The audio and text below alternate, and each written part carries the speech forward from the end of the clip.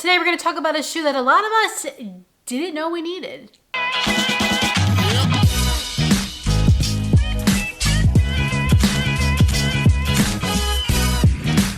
Good morning, YouTube.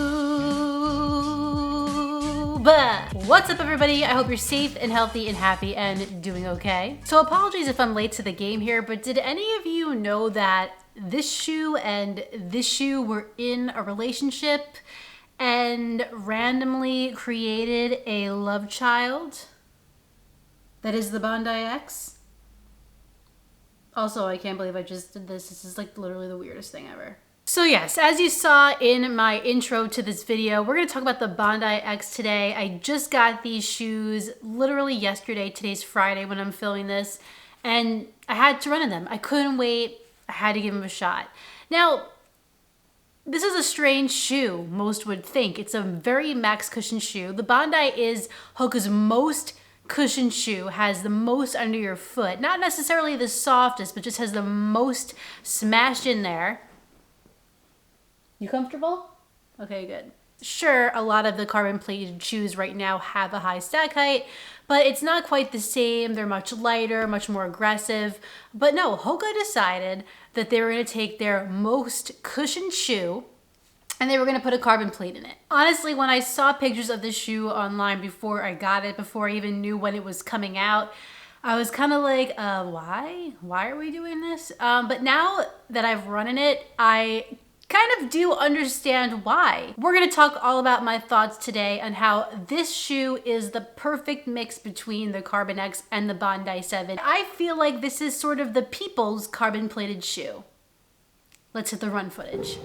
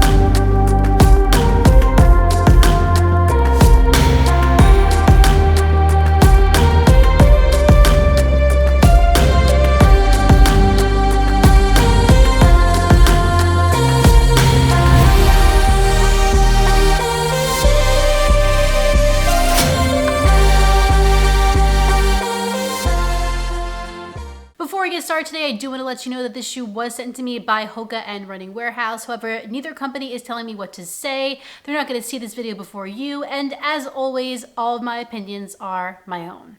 The Bondi X comes in at 9.1 ounces for a women's size 7. But for my size, 10.5 women's, this shoe is coming in at 10.6 ounces. Now, yeah, that is a lot. And probably puts you off a bit considering it has a carbon plate inside. But what I will tell you is that it is basically the same amount of weight as my Bondi 7. And the Carbon X right here is substantially lighter, coming in at like 8.6 ounces for my 10.5.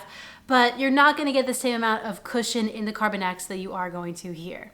Just food for thought. The drop is different for men and women. For women, it's a 31.26. For men, it's 33 millimeters of stack in the heel and 28 in the forefoot. As far as sizing goes, I'm gonna say that this is true to size for me, but I'm not gonna do the little graphic and all that kind of stuff, because what I will say is that I do have a bit of room in the toe box area.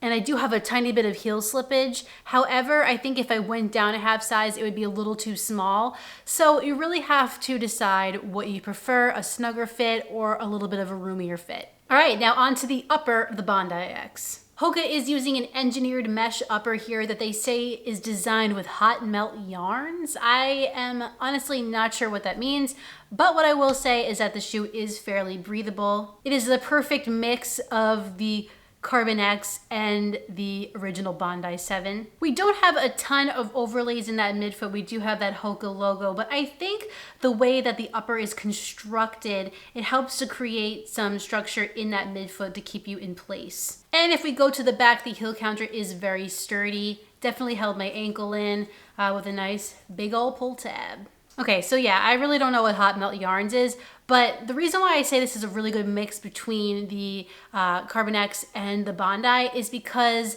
the upper is sort of like two parts. So if you look closely, you'll see there's like a first layer that almost looks like a fishnet, kind of. Just work with me here. And that I think is more reminiscent of the Carbon X than it is of the Bondi, but under that white layer is sort of this like yellow / white construction that looks a little bit thicker and more foam-like. That's a little bit more like this guy, the Bondi 7. And these two together do create a really nice, comfortable upper experience. What I will say is that today was a slightly windy day. I did wear a thicker sock, but I didn't feel a ton of breathability. It wasn't like the hottest shoe that I've ever worn. I didn't have any like real sweating on my foot, but I didn't exactly feel the air flowing through there. Let's just say that. As I said earlier, I have a lot of room in the forefoot of this shoe. In that toe box, plenty of room for my toes to kind of breathe and splay and do what they need to do. Maybe some would think it's a little too much room, but I welcomed it while I was running and I really didn't have any issues with it. And another thing I think that's great about this shoe is that through the midfoot, it's really not narrow at all. I feel like this actually, well, I don't know if that you can really tell anything from that, but it feels like the platform might be slightly wider, so will be more accommodating to different foot types. How nice. We have a very nicely padded ankle collar reminiscent of the Bondi 7. Something that I didn't like about the Bondi X's upper is the tongue area and the laces, which is the same exact problem and issue that I found in the Rincon last week when I reviewed that. Go check it out. But yeah, the tongue is really thin, like the exact same as the Rincons. It is actually gusseted, which is nice. So the fact that it doesn't come up very high and actually doesn't come up high enough at all isn't as bad because of the gusset, but I still really don't like that, and I'm not entirely sure why Hoka is making their tongues so short.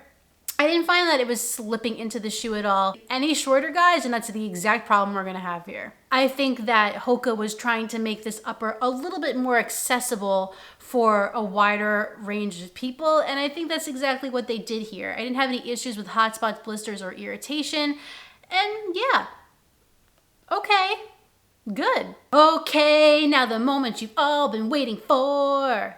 The midsole. We got 3 things to talk about here. First one is the compression molded EVA, and there is a hell of a lot of it here.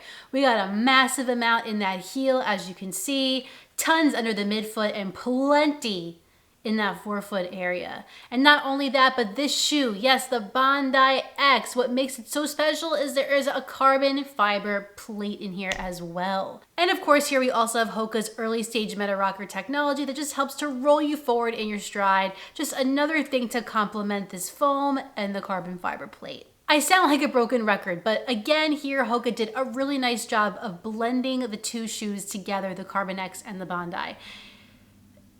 So let me describe this to you a little bit. The midsole is extremely soft. It is very, very soft, softer than the Bondi 7, obviously softer than the Carbon X, but it does feel a little bit bouncier. And I would also say the carbon plate doesn't feel super aggressive. How would I describe this?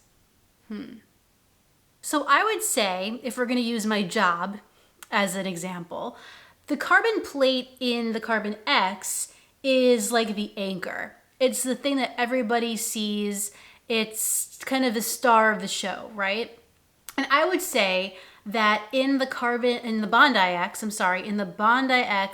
the carbon plate is more like the producer, working behind the scenes to get the job done. Hope that kind of works.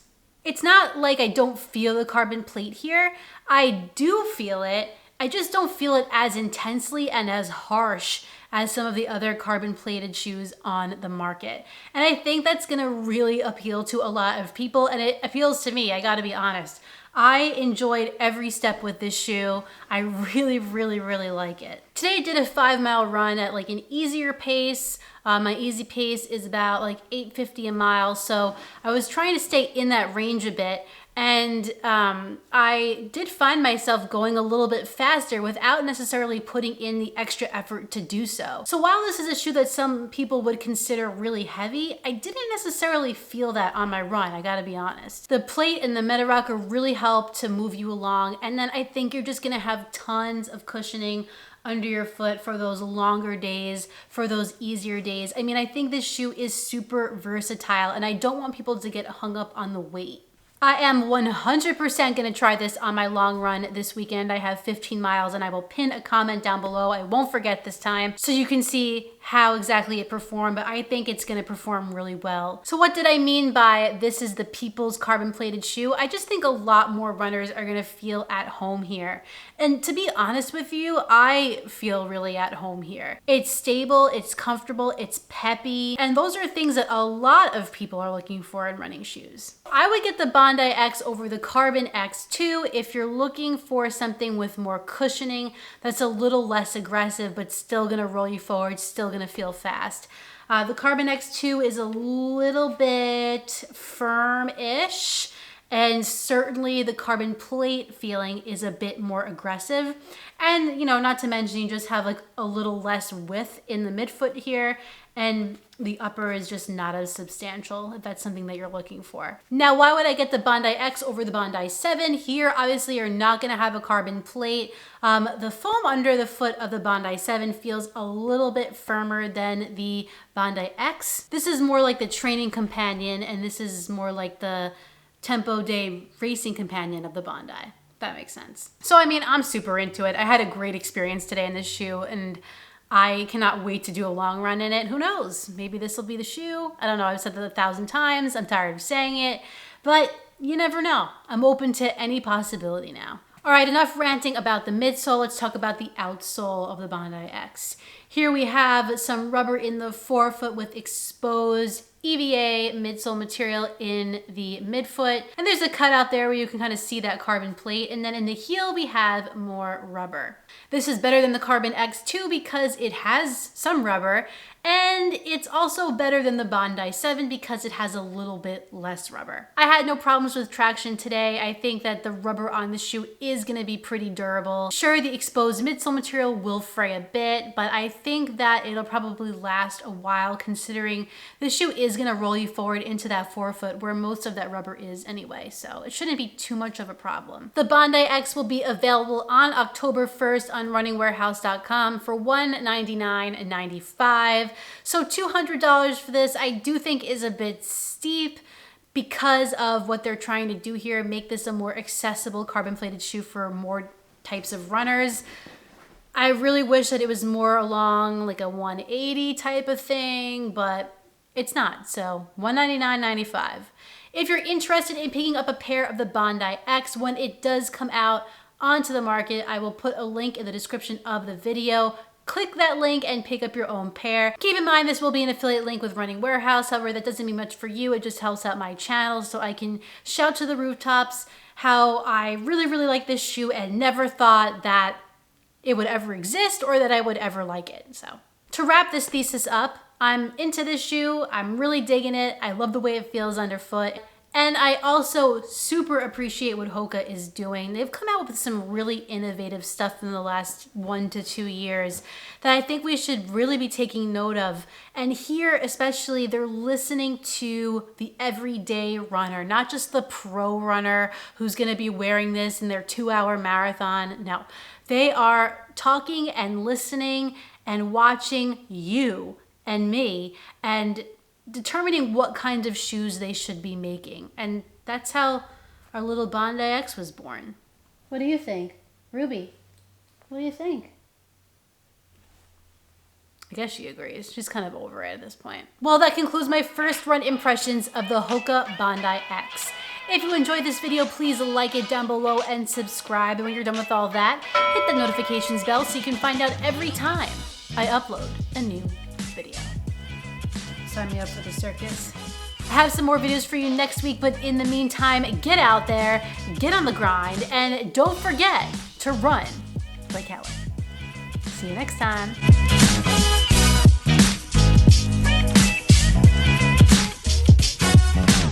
Whoa. Okay, all right, I should definitely be in the circus. I'm gonna go put my application in now. Let's do it.